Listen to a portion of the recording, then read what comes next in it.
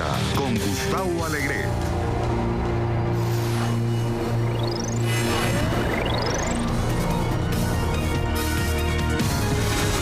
Donald Trump y Vladimir Putin podrían reunirse en París el 11 de noviembre.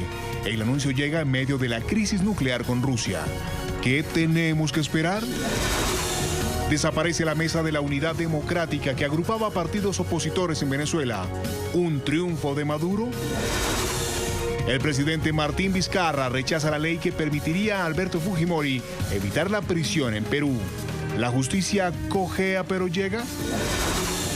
Y le contamos el alarmante dato sobre desigualdad entre alumnos ricos y pobres en México.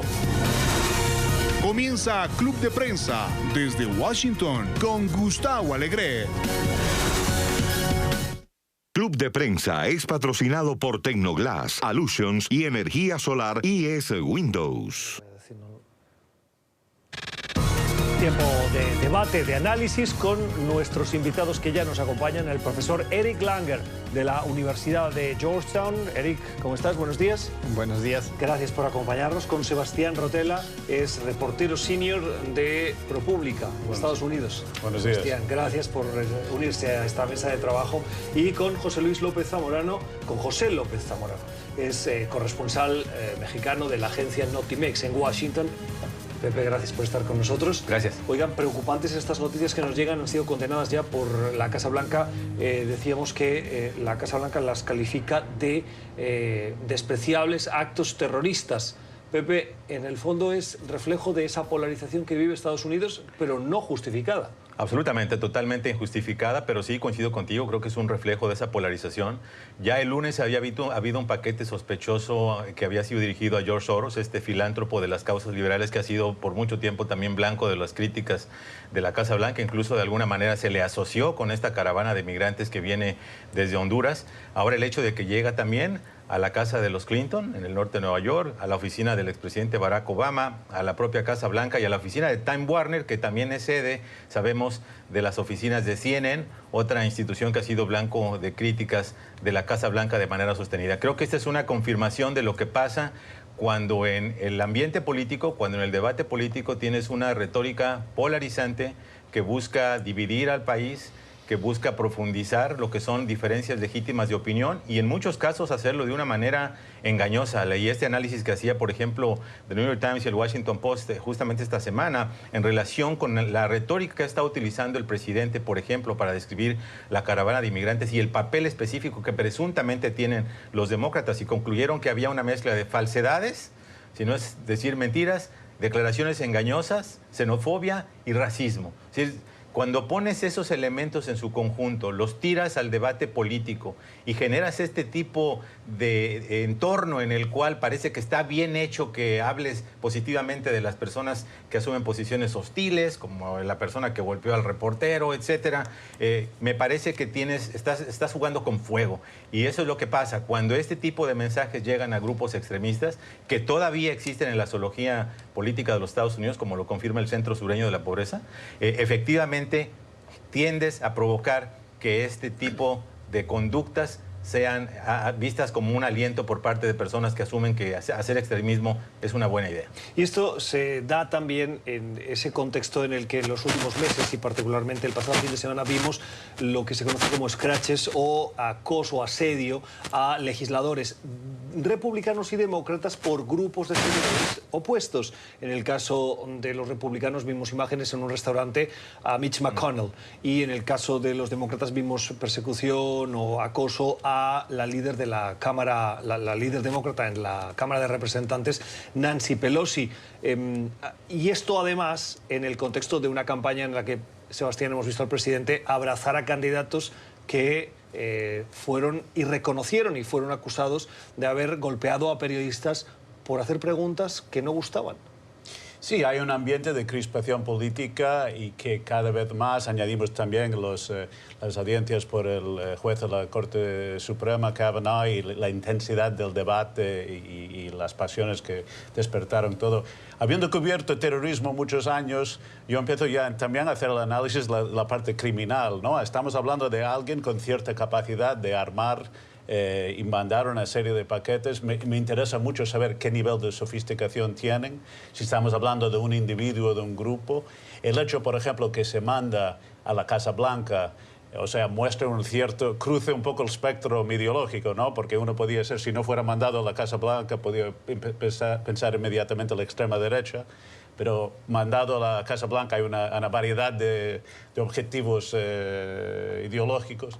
Entonces, la parte esa también es preocupante para mí. ¿Quién tiene capacidad, sobre todo si son bombas de cierta capacidad, de armar una serie de bombas y mandarlas de esta forma, además con este timing de empezar con Soros, después pasar a los presidentes a la misma sede de la CNN, que hemos visto que ha tenido que interrumpir en Nueva York su programación? Entonces, todo lo que es la coreografía y la planificación, si es un grupo o un individuo, me interesa mucho.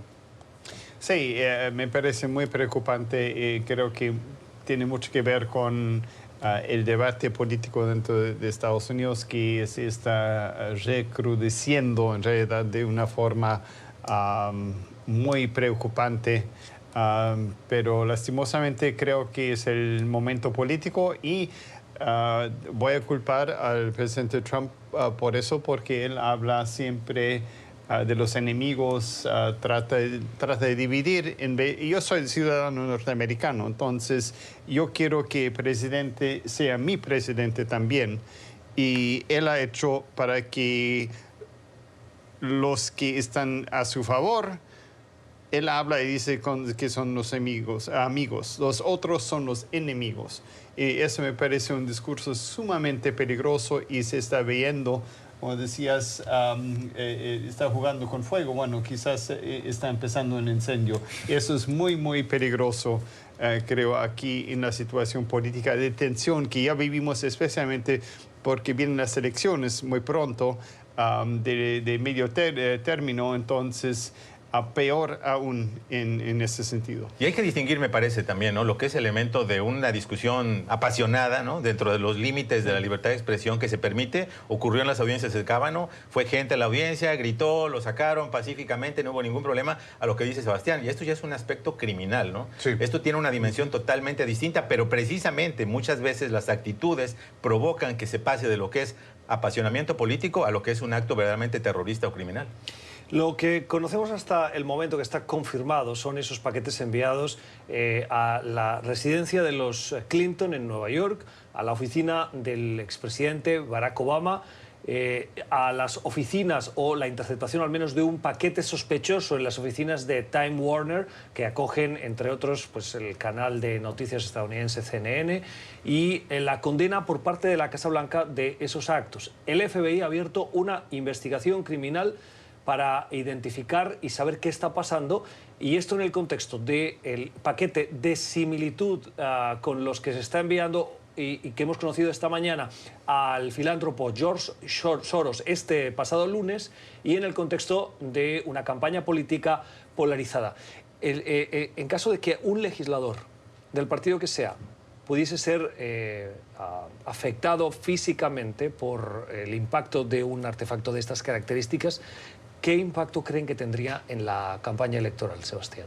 O sea, si hubo una baja, o sea, sí, sería dramático, ¿no? También, otra vez, vamos a ver cuál es la autoría, cuán rápido. Normalmente, cuando alguien manda una cosa así, es muy difícil esconder, ¿no? Hay da tanta pista para seguir para la policía. Entonces, vamos a ver en qué dirección va la investigación y qué repercusiones va a tener en el ambiente público y político. Pero desde luego ya estamos en una atmósfera de elecciones con mucha crispación, mucho interés, ¿no? Y este ha sido uno de los grandes temas, o sea, cuánta gente va a salir a votar, y creo que todo esto va solo a aumentar la intensidad de esos días. Y espero que vayamos todos, incluidos los medios, con mucho cuidado, ¿no? Porque ahí hay que ser, en momentos así nos toca a nosotros ser rigurosos, serenos, no analizar fríamente, no soltar cualquier dato hasta que lo tenemos bien confirmado. Todo eso también empieza la parte del reto y la responsabilidad de los medios. Sí, definitivamente, y por desgracia ese escenario que pintas no es nuevo. Recordemos el atentado que sufrió Gabby Clifford, ¿no? Por un joven, el atentado que sufrieron los legisladores republicanos que estaban jugando béisbol aquí muy cerca en un parque de Alexandria, ¿no? Sí. En mi vecindario. En tu vecindario, Sí. justamente uno de los miembros de la nomenclatura republicana, Steve Siglesi, resultó gravemente herido, todavía tiene las secuelas de eso. Es decir, no es una novedad. Y por desgracia, en muchos de los temas que hemos visto en el debate político, y sí es importante no saltar en conclusiones, como dice Sebastián, hemos visto que se tiende a polarizar el debate de las armas, el debate del aborto, el debate de la migración. Y vemos que de repente esas pasiones se desbordan y es muy importante que la gente se comporte con civilidad. Y por desgracia, no solamente los medios, sino también los políticos, la clase política, que tiene un papel no solamente jurisdiccional del control del poder y la soberanía, sino un papel moral, deben de funcionar con el ejemplo y no al contrario, asusar estas pasiones al grado que se desborden criminalmente. Esto me recuerda que en las últimas horas hemos conocido que una juez de la Corte Suprema ha anunciado que tiene estados de demencia. Fue la primera mujer en llegar a la Corte Suprema y desde que se retiró hasta hoy su trabajo ha sido el de fomentar la implicación de los jóvenes en la vida cívica de Estados Unidos. Y en el statement, en el comunicado donde anunciaba que se retiraba de la vida pública, hacía un llamado a los legisladores diciéndoles: les toca a ustedes seguir trabajando para que la juventud de este país se implique en la vida pública de una manera activa. Esos llamados hoy resuenan con mucho más ímpetu que antes, profesor, dado el contexto en el que nos encontramos. Sí, pero creo que va a ser menos escuchado igual, porque creo que estamos en una situación política y social también ahora, y eso tiene que ver también con la tecnología, tiene que ver más que todo, creo que con las redes sociales que tenemos, que lo que se ve. Yo tengo también Twitter, todo eso, pero que a veces lo emocional es lo que agarra, que se vuelve viral y todo eso. Y entonces esas llamadas de la élite política, bueno, judicial en este caso, no ayuda mucho porque al final ya, y eso lo interesa, los políticos ya no tienen control sobre los mensajes de la misma forma, porque los partidos políticos en sí ya no son tan fuertes justamente por los medios sociales. Y creo que ustedes también lo han visto analizando eso, que hasta la política se ha vuelto mucho más predecible también, porque hasta las encuestas ya no funcionan, porque hay todas esas redes que debajo de eso. Entonces es una política de base de una forma que no se ha visto jamás en la historia, y estamos realmente en terreno nuevo ahora. Yo creo que la clave ahí es que la gente tiene que involucrarse, pero la idea de cívica en todos sus sentidos, o sea, de forma responsable, porque lo que estamos viendo en Occidente en general, no solo en Estados Unidos, es la gente pasando unos extremos. Hay una expresión en Islam que los terroristas usan mucho, que es takfir, que quiere decir que para un musulmán tiene que excomunicar otro musulmán para poder atacarle, ¿no? O sea, que tiene que llamarle como infiel. Y creo que tenemos el equivalente occidental en el sentido que no es solo que yo soy demócrata y tú eres republicano, que tú eres impresentable, tú no eres, la gente un poco se excluye del otro, no solo es rival, sino enemigo, ¿no? Estamos llegando a este nivel de conflicto, repito, no solo en Estados Unidos, sino en otras democracias occidentales, que es bien preocupante porque ya parece que no hay debate, ¿no? Solo hay conflicto abierto. Sí, efectivamente, ¿no? Eso es extremadamente preocupante. Lo que estamos viendo también aquí en la escena política de Estados Unidos es que, por desgracia, muchos de los debates están basados no en premisas basadas en hechos, sino en ficciones, ¿no? Sí, entonces, cuando tienes un debate deshonesto intelectualmente, donde no solamente escoges aquellas partes de la realidad que embonan en tu hilo narrativo, sino que las escoges y las inventas, ¿no? Creo que es una fórmula muy perfecta para que los extremistas de ambos lados, porque, por ejemplo, el ataque a los legisladores republicanos fue de un tipo demócrata que les preguntó, oye, ¿quién está jugando ahí? ¿Son republicanos o son demócratas? Y le dijeron, son republicanos. Ok, y fue al carro y sacó su rifle. Es decir, no hay distinción ideológica. Los extremistas de ambos polos, de ambos lados que existen, se sienten de alguna manera legitimados cuando creen que la polarización es una herramienta legítima de intervención política. Y se empieza en eventos como los de los supremacistas blancos en Estados Unidos de Jacksonville hace un año, y acabas derivándolos en un odio hacia el contrario que puede llevar a episodios como esos. Hay que ser muy precisos, como decía Sebastián ahora. No tenemos la confirmación de la autoría. El FBI está investigando quién está detrás del envío de esos paquetes. Lo que conocemos, y nos lleva a este análisis, es que George Soros, que es un filántropo que ha apoyado a los demócratas, Hillary Clinton y Barack Obama, dos de las figuras más prominentes del espectro demócrata en Estados Unidos, han recibido paquetes en espacio de 3-4 días en Estados Unidos. No hay que sacar conclusiones, pero Sebastián, tú hablabas inmediatamente de la extrema derecha que podía estar detrás. Digo, cuando uno habla de qué actores en el ambiente potencial terrorístico americano pueden ser, lo que hemos visto, ha habido ataques notables, pienso en Oklahoma City en los años 90, la bomba contra el edificio federal que mata una cantidad muy importante de gente, que sabemos que fue grupos de extrema derecha. Entonces, la extrema derecha en general en Estados Unidos ha sido en los últimos 20 años el que participa en actos terroristas. Sí, el terrorismo interno en Estados Unidos no es algo que esté muy interiorizado. Cuando tú hablas de terrorismo en Estados Unidos, inmediatamente piensas en grupos externos, sobre todo de matriz o de ideología religiosa radical, que buscan atentar contra el modelo de sociedad en Estados Unidos. Pero no es tan habitual cuando se conversa de terrorismo, de hablar de terrorismo interno dentro de Estados Unidos. Doméstico, exacto. Doméstico, exacto. ¿Se acuerdan que hubo un debate hace un par de años en Estados Unidos, un poco más, cuando justamente la evaluación que hacía el Departamento de Seguridad Interna era que la principal amenaza de Estados Unidos no era externa, ¿no? Esta idea siempre de lo otro, lo foráneo, no, era interna precisamente de otros grupos.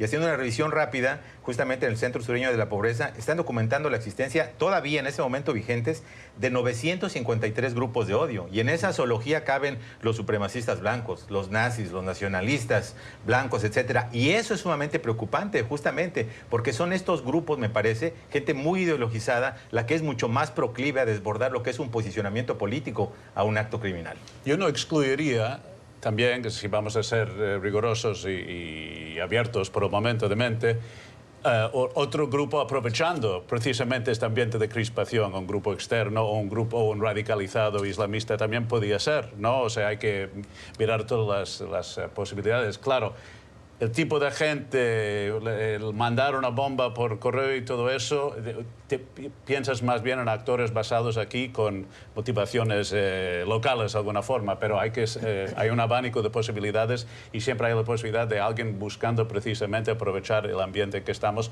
Una cosa que sabemos que hacen los terroristas internacionales es aprovechar situaciones de conflicto en los países que son sus objetivos y empeorar los atentados. Bueno, esto es lo que, salvando las distancias y no fomentando la violencia, pero las campañas de manipulación del voto en Estados Unidos en el año 2016 lo que buscaban era crear profundas diferencias sociales dentro de Estados Unidos, buscando grupos a los que se estimulaba esos miedos para ver al otro.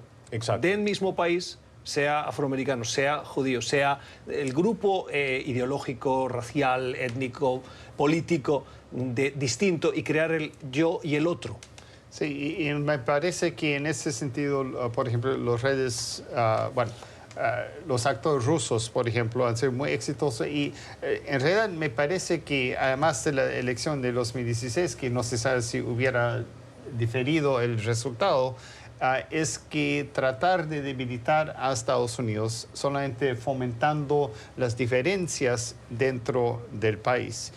Y lo interesante es que, hablando de terrorismo doméstico, es que Estados Unidos ha sido mucho más exitoso en prevenir el terrorismo desde afuera que realmente controlar la situación dentro del país. Y es interesante ver eso. Obviamente las herramientas son diferentes afuera porque pueden matar a gente y lo hacen con drones, con fuerzas especiales, mientras que aquí dentro del país solamente es vigilancia y la gente tiene derechos constitucionales aquí que no tiene fuera del país. Sí, lo preocupante es que estamos viendo el desarrollo de una política del miedo, ¿no? Como por ejemplo, nuevamente con motivo de la caravana, el presidente menciona sin presentar ninguna evidencia que dentro del grupo hay personas del Medio Oriente, ¿no?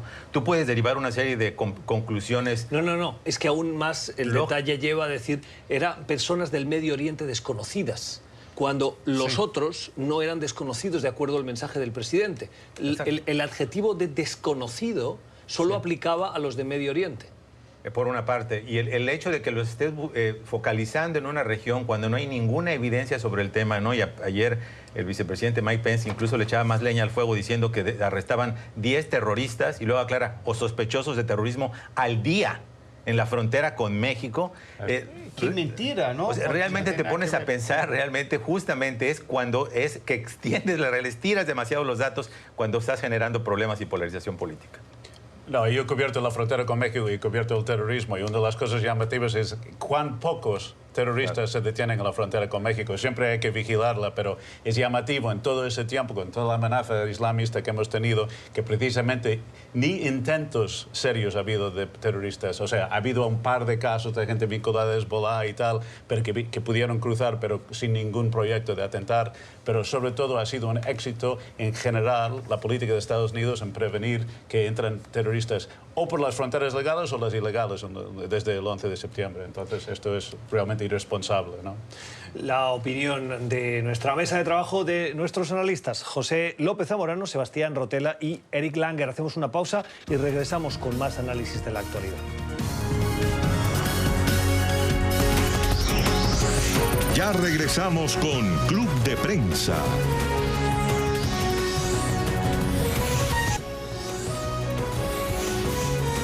Continuamos con Club de Prensa.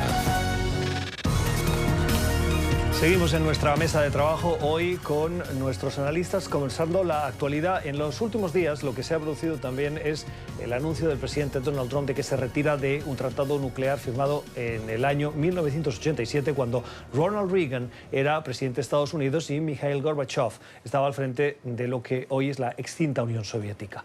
Entonces era en los últimos estadios de la Guerra Fría, lo que se conoció como la Guerra Fría, que condujo a una escalada nuclear de ver quién tenía más capacidad nuclear, qué país, y ambos mandatarios llegaron al acuerdo de ir reduciendo la producción de cabezas nucleares y eliminar las que tenían. En ese contexto de tensión es que Trump dice ahora que se retira de ese acuerdo porque Rusia no está cumpliendo. Una amenaza que, por cierto, también o una denuncia que, por cierto, también hizo el presidente Barack Obama en su momento, pero no se retiraba del acuerdo, y que en estos días está apoyada por el Reino Unido. En este clima de desconfianza entre los dos países se produce la llamativa sorpresa de que el próximo 11 de noviembre Vladimir Putin y Donald Trump podrían volver a reunirse en el marco de una cumbre que se va a llevar a cabo, una celebración en París. ¿Qué tenemos que esperar de esa reunión que se va a producir en París, sobre todo teniendo en cuenta que el último encuentro entre Putin y Trump en Helsinki provocó una reacción de rechazo, no solo por parte de demócratas, sino incluso de republicanos, a el aplauso que Trump le ofreció a Putin al decir que él, de una manera enfática, me ha negado la injerencia rusa en las elecciones, Sebastián?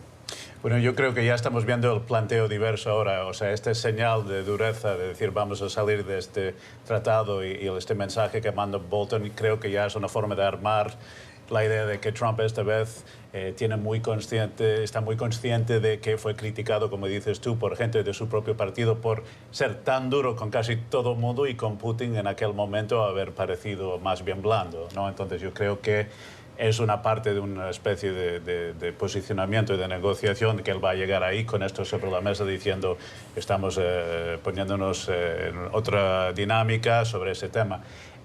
Y puedo entender, como bien dijiste, la administración Obama también estaba preocupado por la evolución de la situación de armamento nuclear y las limitaciones de este tratado. Ahora, lo que pasa es que cuando empiezas como ha hecho esta administración con otros tratados también, como el del clima o su rechazo, por ejemplo, de la Corte Internacional, hay que ir con un poco de cuidado, ¿no?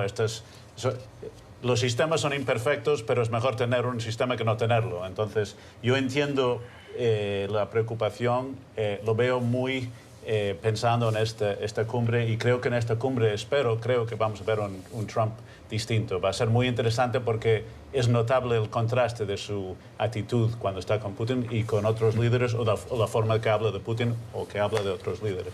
Sí, se siente como como que la influencia de Putin le cambia al presidente Trump. Es llamativo. Sí, hasta tuvo en Helsinki un tiempo solamente con el traductor, con Putin, sin nadie más allá, que es muy sospechoso. Pero es bien interesante para llegar al fondo de qué van a hablar, es sobre el tratado de control nuclear, que John Bolton no le gusta ningún tratado internacional y a Trump tampoco. Entonces, como unir el hambre con las ganas de comer, porque realmente... Esa es una buena expresión castellana. Sí, ¿no? Esa me gusta, quería meterla. Bueno, entonces, mi esposa me ha enseñado esa y me parece excelente. Bueno, y es muy interesante, pero también es el método de Trump, ¿no? Trump dice, yo voy a echar por abajo un tratado y a ver qué hacen como desafío, porque él así cree que se pone fuerte y entonces después dice, bueno, entonces si ustedes quieren ese tratado, a ver, me tienen que dar algo, ¿no? Entonces siempre es el mismo método. Yo creo que después de un tiempo ya la gente se va a dar cuenta y no le va a hacer caso de la misma forma. Porque a Rusia le conviene más tener ese tratado de control nuclear porque no tiene el dinero para entrar en una carrera armamentística como pasó ya en la Guerra Fría. Lo importante, el factor nuevo es China, que China ya es una potencia grande que no está bajo ese tratado. Entonces, Estados Unidos está más preocupado por China que por Rusia. Y vamos a ver qué pasa. Es una situación bastante compleja. Sí, yo creo que es un nuevo capítulo de esta idea de Trump de redefinir el orden internacional, ¿no? Y lo hace precisamente desde una posición de negociación de fuerza, que es primero rompo todo y vamos a ver qué puedo sacar después de las negociaciones. Ahora, sí me parece interesante el hecho de que Rusia ha sido acusada sistemáticamente de incumplir este tratado y solo es la administración Trump la que ha dado el paso, ¿no? La idea, la sugerencia, porque no han dado el paso formal de abandonar este tratado de armas de corto y mediano alcance. Se sabe por reportes internacionales que Rusia desarrolló este misil Novator, ¿no? Que incluye los rangos de 500 a 5.500 kilómetros, ¿no? Que podría, digamos, llegar a países de la OTAN. De allí la preocupación. Pero yo coincido con el profesor. Me parece que esta renegociación va más dirigida a terceros países, incluido especialmente China, porque la administración Trump asume que el tratado lo ata de manos, que mientras ellos están limitados voluntariamente por este tratado, de manera bilateral con Rusia, otros países están aprovechando la situación, están desarrollando precisamente armamento de corto y mediano alcance que Estados Unidos ya no lo puede hacer. Vamos a ver qué concluyen las negociaciones. A mí me parece que va a ser interesante que la reunión Putin-Trump se va a realizar después de las elecciones del 6 de noviembre.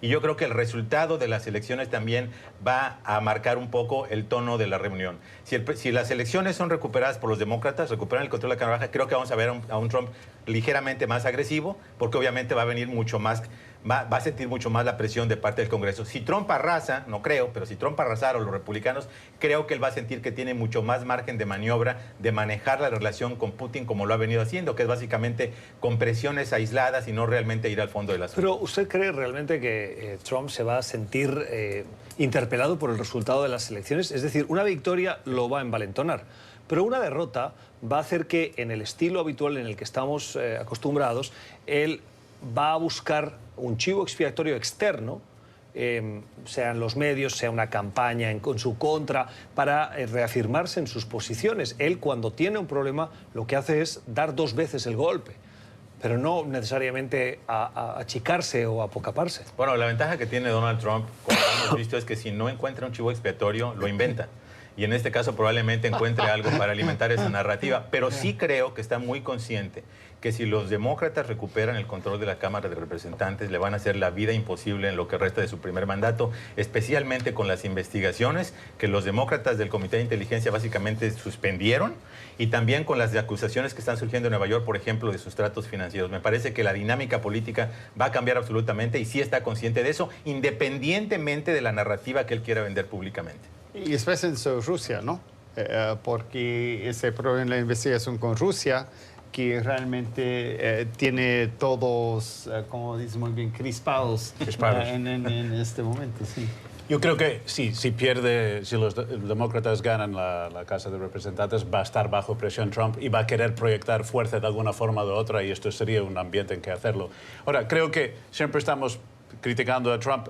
Lo que sí están planteando Bolton y Trump en esta situación, no sé si es su forma de proceder es la mejor o no, es que la evolución y la complejidad de la situación nuclear nos hace nostálgicos por la Guerra Fría, cuando había dos bandos, ¿no?, con armas nucleares. Ahora tenemos, es cierto que hay el tema chino, el tema Corea del Norte, el tema iraní, entonces los tratados también y nuestra visión de cómo manejar esas cosas tienen que evaluar con la realidad sobre el terreno. Ahora, otra vez, es importante cuando hablamos de romper tratados que tenemos ya pensado fríamente, con buen análisis, qué sistema lo va a reemplazar.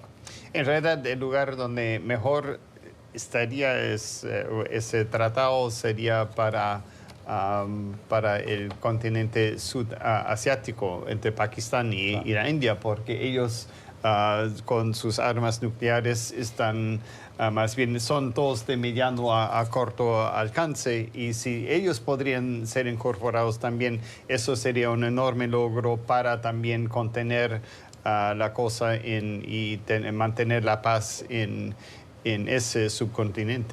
Vamos a cambiar de asunto y nos vamos a Bruselas. Saben que los países que conforman la Unión Europea, una vez presentan sus cuentas, los presupuestos públicos, los tienen que enviar a Bruselas, y en 20 años no se ha dado ni un caso hasta ahora en el que el organismo comunitario le diga a un país: oiga, sus cuentas no cuadran, no nos gustan, y las devuelva. Esto es lo que ha pasado con Italia. Italia es un país que, ustedes saben, está profundamente fragmentado. Su parlamento tiene multitud de partidos políticos y los intentos de reforma no han dado con una solución. Los italianos les gusta la política a la italiana, y cuando decimos a la italiana quiere decir, si se me permite, un batiburrillo de partidos que se tienen que poner de acuerdo para sacar adelante las cuentas, las leyes, y esa forma parte de la identidad de la política italiana. Todo país tiene su propia manera de hacer política. Pues bien, en 20 años no se había producido, y ahora por primera vez Bruselas ha devuelto las cuentas para que sean corregidas por el Ejecutivo italiano. Es una muestra más de la crisis de credibilidad que enfrenta el proyecto comunitario, y que también tiene una muestra evidente en el alza de determinados populismos en Europa. Yo diría que sí. Yo diría que todos, cuando ganaron Salvini y la Lega Nord, todos empezaron a decir cuál va a ser ahora la amenaza o la preocupación por la unidad europea, porque Salvini y la Lega Nord Salvini y la Cinque Stelle, ganan realmente con la idea de que vamos a enfrentarnos a la Unión Europea y una hostilidad a la Unión Europea ya se tiene. Yo estuve en Italia hace unas semanas, la gente está muy contenta con ese discurso, al menos los votantes que llevaron esta coalición al poder. Un alto oficial de seguridad nacional italiano me dijo: Salvini parla a la pancia, habla al estómago, ¿no?, de los votantes. Pero esto suena muy populista, ¿no? Y es muy populista, pero no sé, más populista, por ejemplo, no sé si viste el momento en el Parlamento Europeo cuando Moscovici, el representante que lee el razonamiento de la Unión Europea por exigir esto a Italia, un eurodiputado italiano saca el zapato Made in Italy y pega al documento y dice: esto lo hago por esta montaña de mentiras de la Unión Europea, ¿no? Entonces, este es el ambiente en que estamos ahora, ¿no?, en Italia, con algunas cosas que es cierto que la Unión Europea ha sido no ha sido muy eficaz en el tema, por ejemplo, de la migración. Creo que los italianos se quejan con razón de eso, ¿no?, que han sido un poco dejados solos para enfrentar ese tipo de reto. Pero al mismo tiempo, ese tema es peligroso, no solo para Italia, sino para la interconexión de la economía internacional. Y Italia está en un momento que tienen que ir con mucho cuidado, porque lo que puede pasar con las consecuencias y la reacción de los mercados y las entes financieras puede no afectar a Italia, sino un efecto contagio en Europa y la economía internacional. Entonces es un momento clave de ver cómo, repito, Salvini, que es el ministro de Interior, que realmente es el hombre fuerte de ese gobierno, yo creo que es el que está realmente piloteando esa política. Cuán fino va a ser para ver qué puede hacer, hasta qué punto llevo este enfrentamiento. Sí, sobre todo cuando se habla de la Unión Europea, siempre se dice que es un proyecto político, pero no es un proyecto que tenga un elemento fundamental porque los países no quieren ceder esa soberanía, que es la unidad fiscal. Hay un Banco Central Europeo, hay una moneda única, pero no hay un cuerpo policial, por ejemplo, unitario de la Unión Europea, y la política fiscal europea no existe. Cada país tiene su política fiscal. Profesor. Bueno, exactamente. Yo creo que en realidad se puede hablar de la parte económica, que es muy importante, pero me parece que a nivel político es aún más importante, porque en este momento la Unión Europea está enfrentando un montón de frentes para esa lucha entre soberanía y de cada país y la Unión Europea como una unidad, porque no solamente Italia, ¿no? Es también Polonia, es Hungría, por otras razones, ¿no? Polonia con la parte de la Corte Suprema y todo eso, las reformas judiciales que la Unión Europea no quiere que se haga, porque entonces, bueno, ya no hay esa independencia judicial. Entonces, lo que se está viendo, por fin, me parece, de alguna forma, que a ver quién gana, ¿no? Si es la Unión Europea como unidad se fortalece o más bien se debilita por los nacionalismos y los populismos diferentes de los diferentes países. Y en este momento creo que la Unión Europea está poniendo frente, diciendo ya, ahora no pueden pasar ese límite. Y si pasan ese límite, el problema creo que va a ser la Unión Europea. Y allá creo que juegan papeles muy importantes Alemania y Francia, que tratan de mantener la Unión como está, y otros países que no están muy contentos. Ahora vamos a ver si pasa lo que pasó en Grecia, ¿no? Grecia al final era toda una crisis, pero aún el de la supuesta extrema izquierda se ha vuelto más... Claro, lo que pasa es que en el caso griego se juntaba que las cuentas eran falsas y eso se derivó en una crisis económica en la que la comunidad internacional tuvo que salvar a Grecia.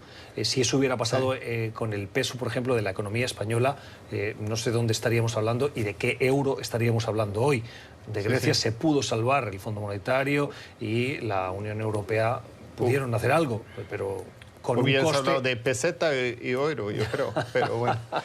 Sí, bueno, se entiende que la Comisión Europea está actuando dentro de las reglas comunitarias, pero yo creo que hay pocos elementos de las acciones soberanas de un gobierno como la definición del presupuesto, porque básicamente estás encontrando la fórmula para redistribuir la riqueza del país, ¿no? Y el hecho de que por primera vez en 20 años se toma una acción de esta naturaleza, pues ponen más problemas a Italia, aunque en realidad ya estaba enfrentando problemas por la posición que han asumido las calificadoras, ¿no? Como sabemos, el papel que juegan las calificadoras, especialmente de Estados Unidos, como Moody's, por ejemplo, que ya había degradado una parte de la deuda soberana de Italia, puede tener un papel importante. Y aquí, calificadoras que fallaron en el caso griego. Que han fallado en muchos casos, pero evidentemente tiene una influencia notoria sobre el mercado. Y el hecho de que puedan, con esta descalificación eventual, por ejemplo, generar lo que serían bonos basura, junk bonds, de parte de Italia, podría tener todavía repercusiones mucho más profundas sobre la economía del país. Así que ojalá haya algún acuerdo. Les dieron un plazo de 3 semanas para regresar con el presupuesto. Ojalá sea un periodo de negociaciones y que lleguen a un momento de acuerdo entre ambas partes. Sí, Corte, yo creo que en realidad el euro favorece a Alemania en particular y Francia, y Italia está yendo en contra de eso. Y vamos a ver cómo es ese empuje entre las dos fuerzas de mantener la unidad económica y estabilidad, o poder gastar más dinero de lo que se debería, pero igual quizás fortalecer la economía de los países sureños que no tienen esa fortaleza industrial que tiene Alemania, Francia, Holanda, etcétera. Las tensiones internas de la Unión Europea del proyecto comunitario conversadas hoy y analizadas en nuestra mesa de trabajo. Pausa y regresamos con más temas.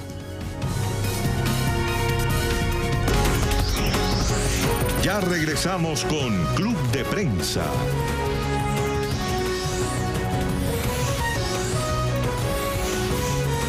Continuamos con Club de Prensa.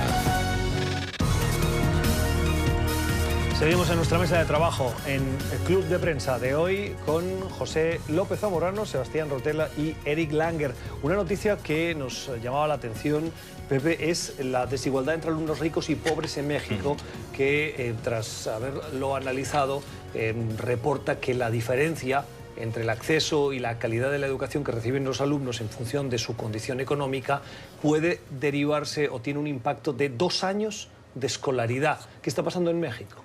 Bueno, o sea, me parece que son buenas noticias en un sentido, porque la brecha era más grande. Lo que está mostrando el estudio de la OCDE, la Organización para la Cooperación y el Desarrollo Económico, es que esa brecha se está acortando, ¿no? Lo cual son buenas noticias. Sin embargo, México sigue obviamente en un nivel bajo en comparación con el resto de países desarrollados de la OCDE. Esto quiere decir, en mi opinión, que hay aspectos positivos de la educación en México que están siendo atacados, y no me parece que, por ejemplo, el hecho de que haya acceso a la salud, mejores oportunidades de empleo, eso tiene un efecto importantísimo sobre el rendimiento de los alumnos. Hablaba precisamente aquí en Estados Unidos, no, para no ir muy lejos, con un profesor del condado de Prince George, ¿no? Aledaño, por ejemplo, al condado de Montgomery, que es el segundo condado más rico de Estados Unidos, que la diferencia es abismal. En el condado de Montgomery tienes algunas de las mejores escuelas con los mejores rendimientos del país, y en Prince George tienes uno de los peores. Y le preguntaba, ¿cómo es posible? Y me decía, es que lo primero que llego al salón de clases, era un maestro de primaria, le pregunta a los niños quiénes han tomado desayuno, y la abrumadora mayoría de los niños, la mayoría de los cuales son afroamericanos, levantan la mano. ¿Cómo puedo yo, me decía el maestro, pretender enseñarles algo a alguien que tiene el estómago vacío? Este niño está preocupado por la alimentación. Entonces yo creo que son elementos, ¿no?, de alguna forma, el que haya mejor alimentación, oportunidades de empleo, mejor salud, que está derivando positivamente. Ahora, lo tomaría con un granito de sal porque no sé la metodología específica del estudio, y sí me consta, en regiones de México todavía, del interior del país, en las zonas de la sierra, por ejemplo, la situación es terrible todavía. Hay un solo salón para 5 grupos, me consta porque muchos de mis familiares son maestros, hay un salón para todos 5 años de clases, los maestros no necesariamente son los más adecuados, por eso entiendo la importancia de una reforma educativa y la importancia de que se hagan reformas profundas, de alguna manera que resulten en mejores planes de estudio y mejores alumnos. Pepe, en el fondo lo que estás describiendo es una fotografía de América Latina y de los países en desarrollo en general. Me atrevería a decir que esto, tal vez la brecha no es tan alta en países desarrollados como en España, como en Francia, como en Italia, como en el Reino Unido, pero la descripción que haces de zonas rurales con zonas urbanas y el hecho de tener más recursos económicos para tener mejor educación pasa en la mayoría de países latinoamericanos. Sebastián. Yo diría, sí, yo lo he visto desde Argentina a Perú, a Venezuela, o sea, sí, es un constante con diferentes niveles, ¿no? Y ciertos países que han logrado, el nivel alto puede ser alto, ¿no? En Argentina, precisamente, o sea, me llamó la atención que los buenos colegios eran buenos colegios, pero había este abismo. Pero lo que es dramático, y lo que dijo Pepe es muy cierto, que en Estados Unidos, un país desarrollado, hay este abismo también, y lo de Montgomery County es dramático. O sea, tú puedes vivir en un lado de la calle Western, aquí en la capital, vivir en la ciudad de Washington, donde las escuelas públicas son realmente un problema, y hay toda una serie de problemas de seguridad, de nivel, de todo lo que puedes imaginar, y ser preocupado por mandar a los hijos al colegio público, y pasar al otro lado de la calle, al norte de esta misma calle, estar en el condado de Montgomery, que, como dijo Pepe, tiene unas escuelas públicas magníficas, donde dices, si viene un extraterrestre a este condado, dice, mire qué bien funciona la educación pública en Estados Unidos, porque ahí inclusive en los colegios hay una mezcla de gente socioeconómica y van bien para todos, digamos. Entonces, hay un gran drama en Estados Unidos, en las escuelas urbanas sobre todo, del tema de este tipo de contrastes. Profesor, ¿y en la universidad pasa lo mismo? Sí, hasta cierto punto. En realidad... Bueno, usted es profesor de la Universidad de Georgetown, que es una de las universidades con más renombre y me atrevería a decir hasta cierto punto un poco elitista en Estados Unidos, de la que no gozan muchos universitarios en Estados Unidos que no tienen el acceso por el coste que tienen. Sí. Y más bien, aún dentro de Georgetown, tenemos un programa que se llama de primera generación para los que recién han entrado, más que todo con becas, que estamos tratando de ayudar porque son los que menos terminan también. Entonces, el problema está en Georgetown. Pero en general, digamos que eso es lo interesante de México, porque Chile más bien es el país que mejor lo hace, porque Chile es un país pequeño, entiende que la única forma de tener un desarrollo real es con la educación, ¿no? Y creo que eso también se está dando cuenta en México y otros países. Y entonces creo que estamos llegando a eso. Y más bien lo interesante, México dentro de las Américas tiene universidades excelentes, ¿no? La UNAM, es uno de UNAM los es países una de las mejores. que mejores universidades El tiene. Politécnico de Monterrey. Hay o UNAM o Colegio de México, son excelentes universidades. Entonces, hay esos desfases que justamente quiere decir que alguna gente no puede acceder, no puede llegar a su potencial, y es la educación que permite llegar a ese potencial, y eso es lo que tenemos que hacer. Más que todo, creo que es fomentar eso para todos, porque aún los pobres son inteligentes. Y hay que reconocer que, por ejemplo, las universidades, las Ivy League, la superélite, Harvard, Yale, está haciendo un gran papel para ecualizar ese tipo de problemas. Porque cualquier estudiante que por la inscripción entre a esas escuelas son tan ricas, con tantos fideicomisos, que no hay razón económica por la cual no puedan cursar estudios en esas universidades. Crean la oportunidad. El problema es que si los chicos pueden llegar a este nivel. Claro. Un amigo profesor que estudia esas cosas, economista, pero que estudia la educación, me habló de un programa, me parece en las escuelas de Dallas, en donde a los maestros excelentes los fomentan con pagos extras, enseñar precisamente en los colegios de las zonas menos, más pobres y más desaventajadas, y está teniendo buenos resultados. Creo que este tipo de agilidad de reformas es Pero muy importante. fíjese que usted está introduciendo, me parece muy interesante el ejemplo, está introduciendo criterios del sector privado en el sector público. Exacto. Y es muy polémico eso. Y es muy polémico porque un servidor viene de Barcelona. En España, introducir esos criterios en el sector público, lo primero que genera es una reacción en contra del cuerpo de profesores, porque ven que puede generar desigualdad en algo que está tabulado y regido, y que los profesores avanzan dentro de un esquema que aplica igual para todos, sin incentivos, como por ejemplo usted menciona en el sector de Texas, que están funcionando. Sí, no, el debate es profundo en México también, creo, porque los sindicatos de profesores, que con razón protegen y defienden los profesores para que estén bien pagados y tengan un trabajo digno, está muy bien. Usted dice con razón, hay otros que no lo ven con tanta razón. Pero digo, también hay el lado mafiotesco de los sindicatos de maestros, que parecen oponerse en general a cualquier reforma que puede tocarles. O sea, entonces es un debate complejo, pero en este experimento parece que está funcionando. Sí, bueno, aquí los colegios públicos en general son muy buenos, pero el problema que sí hay es igualdad también entre los profesores. Y me parece que lo más importante realmente no es fomentar a los mejores profesores aún más, sino más bien mejorar los profesores que no sean tan buenos. Y eso es típico Texas, que entonces dice, sí, vamos a ayudar a los mejores y los otros que quedan rezagados. Y más bien lo que me parece, y en ese sentido creo que los sindicatos tienen razón, es más bien mejorar el nivel de todos, porque eso al final ayuda a la gran mayoría. Que esa fue una parte de la polémica en México, en la reforma educativa. Claro. Que a los maestros que no pasaban las nuevas evaluaciones decían, bueno, pues ya no puedes caber. Y el argumento de los sindicatos, obviamente también para proteger, como dices tú, sus intereses, era, bueno, ¿por qué no buscan un plan a través del cual los maestros que no tengan ese nivel eleven ese nivel y no nada más quitarlos de una manera laboral? Que va a ser, yo creo, con el nuevo gobierno, un tema de debate en lo que va a ser su definición de la reforma educativa.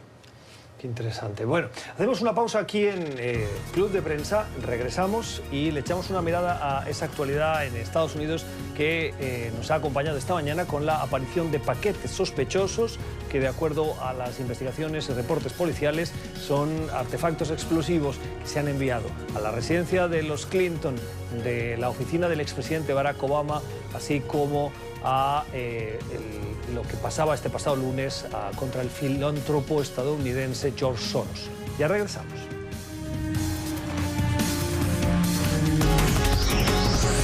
Ya regresamos con Club de Prensa.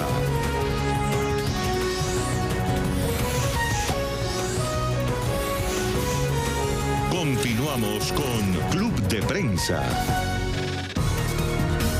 Tiempo para despedir este programa de hoy, esta mesa de trabajo en la que nos hemos fijado en diversas cuestiones de la actualidad, la más llamativa, la inmediata, la que siempre le trae NTN24, esa aparición de esos paquetes sospechosos en esas imágenes que están viendo en sus pantallas de los escenarios donde se han encontrado, la casa, la residencia de la exsecretaria de Estado y ex primera dama Hillary Clinton y de su marido, el expresidente Bill Clinton, en Nueva York, así como las imágenes a las afueras de las oficinas del centro Time Warner en la ciudad de Manhattan. También han sido identificados por parte del servicio secreto paquetes sospechosos enviados a la oficina del expresidente Barack Obama. La Casa Blanca ya ha emitido un comunicado que también ha replicado, como ven en sus imágenes, el vicepresidente de Estados Unidos, condenando esos ataques que han sido calificados de despreciables, de repugnantes, que buscan aterrorizar y cuyos autores, dice la Casa Blanca, van a ser identificados y juzgados de acuerdo a las leyes de Estados Unidos. Confirma que el Servicio Secreto y otras agencias de Estados Unidos están investigando de manera apropiada para tener en cuenta, para llevar ante la justicia a los cobardes, textualmente dice la Casa Blanca, que están detrás de estas acciones que se están produciendo en Estados Unidos y de las cuales les hemos dado cuenta. Y hemos analizado en este club de prensa de hoy con José López Zamorano, con Sebastián Rotela y con Eric Langer. Señores, gracias por haber estado con nosotros y a ustedes por su sintonía. No se despeguen de la pantalla porque en próximos avances informativos les daremos cuenta de las últimas novedades de lo que está aconteciendo en Estados Unidos. ¡Feliz jornada!